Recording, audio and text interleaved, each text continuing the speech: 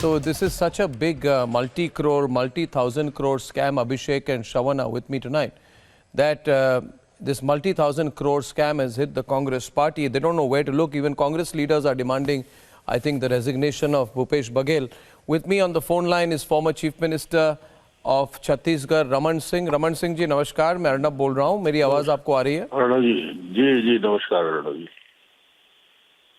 जी बिल्कुल. रमन सिंह जी, ये जो स्टिंग ऑपरेशन हमने किया है, इसमें कई पुलिसकर्मी और जो मेन जो सौरभ चंद्राकर है, उनके अपने अंकल हैं दिलीप चंद्राकर, इन्होंने कहा है कि ऊपर से नीचे तक स्टिंग में उन्होंने कहा है सब लोग इन्वॉल्व है, पुलिस, पॉलिटिशियंस, पैसे दिए गए हैं, कई हजार करोड़ रुपए का घोटाला है और पूरे सिस्टम में एक ब्राइबरी का सिस्टम था.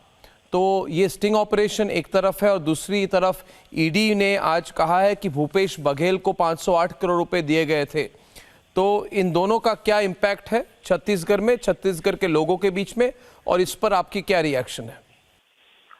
पहले महादेव ऐप पे कार्रवाई हुई तो भूपेश बघेल ईडी से झगड़ा करता रहा.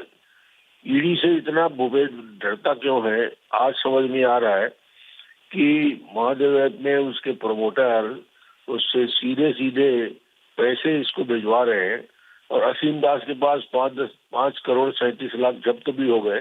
उन्होंने नाम भी बताया, बघेल के पास पैसा जा रहा है.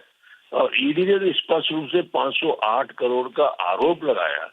ये किसी मुख्यमंत्री के ऊपर इतना बड़ा आरोप इन्फोर्समेंट डायरेक्टरेट की लगाने का काम, इसके बाद मुख्यमंत्री के पद में बैठे रहने का अधिकार भी नहीं रहता. इनको तो तत्काल हट जाना चाहिए और जांच होना चाहिए उच्च स्तरीय. ये बार बार पिछले 1 महीने से ईडी को लगातार प्रताड़ित कर रहा था.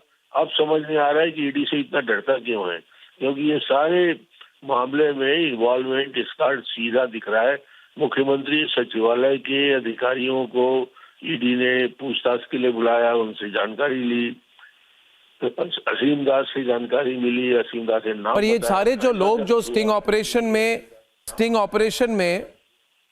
ऑपरेशन में हमने जिन लोगों की स्टिंग की है, रमन सिंह जी, इसमें कई जाने माने लोग हैं, आईपीएस ऑफिसर हैं, और ये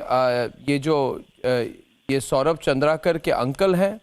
कई सारे लोग हैं जो डायरेक्ट प्लेयर्स हैं, जिन्होंने इस कंपनी के लिए काम की थी, जिन्होंने हवाला ऑपरेशंस किए थे. मुझे तो ये समझ में नहीं आता है रमन सिंह जी, ये लोग खुलेआम घूम कैसे रहे छत्तीसगढ़ में? अभी तक तो इन पर कोई पुलिस की काम ही नहीं हुआ है. क्या ये पब्लिक इशू नहीं है छत्तीसगढ़ में? चुनाव के टाइम में ये पब्लिक इशू नहीं है? क्या जनता इस पर कोई चिंता नहीं? पब्लिक इशू है कि नहीं छत्तीसगढ़ में रमन सिंह जी? ये सबसे बड़ा पब्लिक इशू है. और इस विषय यह है कि पुलिस भी मिली हुई है, पुलिस को भी पैसा पहुंच रहा है, पुलिस के सारे अधिकारी इन्वॉल्व हैं इसमें. ये हालत ये है कि पुलिस और प्रशासन और नेताओं का जो रकेट बना है, तंत्र बना है, वो छत्तीसगढ़ में केवल एक मामले में नहीं, सभी मामले में सबकी भागीदारी रहती है. तो इसको जब तक ये हम बोले हैं कि जैसी ये सरकार कभी कार्रवाई नहीं करेगी, कभी एफआईआर दर्ज नहीं करेगी, स्थानीय मुद्दों में जुआ सट्टा के खिलाफ कार्रवाई करना था मगर किया नहीं, तो ये कार्रवाई नहीं करेंगे. अब तो यही स्थिति बन रही है कि जनता की तरफ से भी आवाज उठ रही है, और चूंकि चुनाव की आचार संहिता लगा हुआ है, लोग अपने अपने काम में लगे हुए हैं, मगर ये मुद्दा निश्चित रूप से बड़ा मुद्दा बनेगा. जी रमन सिंह जी, बहुत बहुत धन्यवाद. थैंक यू वेरी मच जी. धन्यवाद आपके प्रतिक्रिया के लिए, for your reaction. Thank you so much Raman Singh ji. Thank you.